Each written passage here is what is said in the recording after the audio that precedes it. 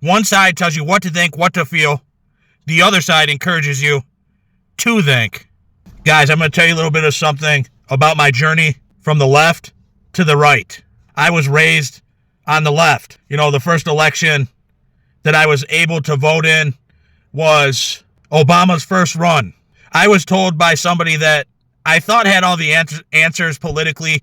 You know, I thought they were right. I thought they knew everything when it came to political matters, which, you know, through the years I learned like the social issues and stuff like that and cultural were very important as well, but I didn't make a connection at that time. So I was told who to vote for. So I voted for Obama.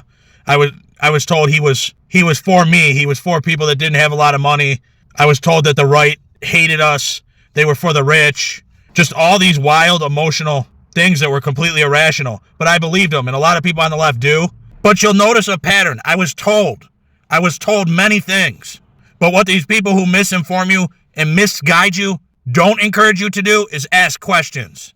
In fact, it's frowned upon. Through my experience over the years, some of the things that I was being told didn't sit well with me. So I started to ask questions. But what I was told by the left is you don't need to get informed. You don't have to know anything. But it's your responsibility to go vote. You have to go vote.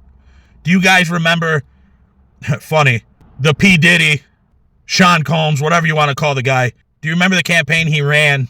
And I believe that was when Obama was running. It was vote or die. And the whole basis of that thing was you don't need to get informed. You don't need to know anything, but you got to go vote.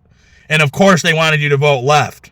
So then within that time period, over a couple years after Obama gets elected, from what I see, my experience in life, it doesn't line up with what these people are telling me. So I start asking questions. I start getting informed.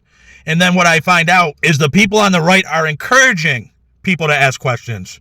They're encouraging civil discourse. They're encouraging people to get informed, find answers, and then go vote.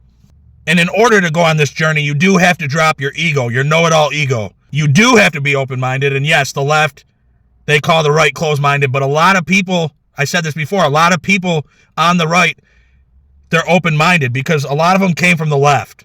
You don't see that happening in reverse too often. But years later, the same person that was encouraging me to vote, they were saying, no, don't go vote, don't go vote.